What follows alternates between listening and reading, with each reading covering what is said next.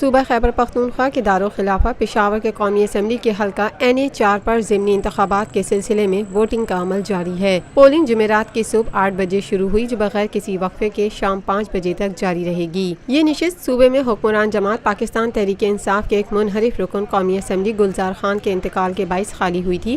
ضمنی انتخابات میں کل 14 امیدوار حصہ لے رہے ہیں، جن میں سے 6 کا تعلق مختلف سیاسی جماعتوں سے ہے۔ نشست کے لیے گلزار خان کے صاحبزادے اسد گلزار میدان میں ہیں، لیکن وہ پیپلز پارٹی کے ٹکٹ پر انتخاب میں حصہ لے رہے ہیں۔ پشاور کے نواحی علاقوں پر مشتمل قومی اسمبلی کے حلقے میں رجسٹرڈ ووٹرز کی تعداد 3,97,904 ہے، جن میں 2,35,164 مرد اور 1,62,740 خواتین شامل ہیں۔ الیکشن کمیشن نے حلقے میں 269 پولنگ اسٹیشن قائم کیے ہیں، جن میں سے 148 مردوں اور 112 خواتین کے لیے مخصوص ہیں، جبکہ 9 پولنگ اسٹیشن مرد اور خواتین ووٹرز کے لیے مشترک ہیں۔ فوج کی نگرانی میں ہونے والے اس ضمنی انتخاب کے موقع پر امن و امان قائم رکھنے کے لیے سیکیورٹی فورسز کے تقریباً 7,000 اہلکار تعینات کیے گئے ہیں۔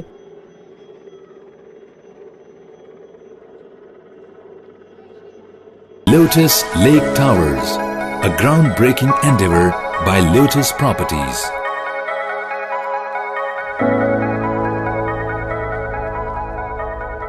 یہ ہے خبر کا جہاں اور آپ دیکھ رہے ہیں TNN TV۔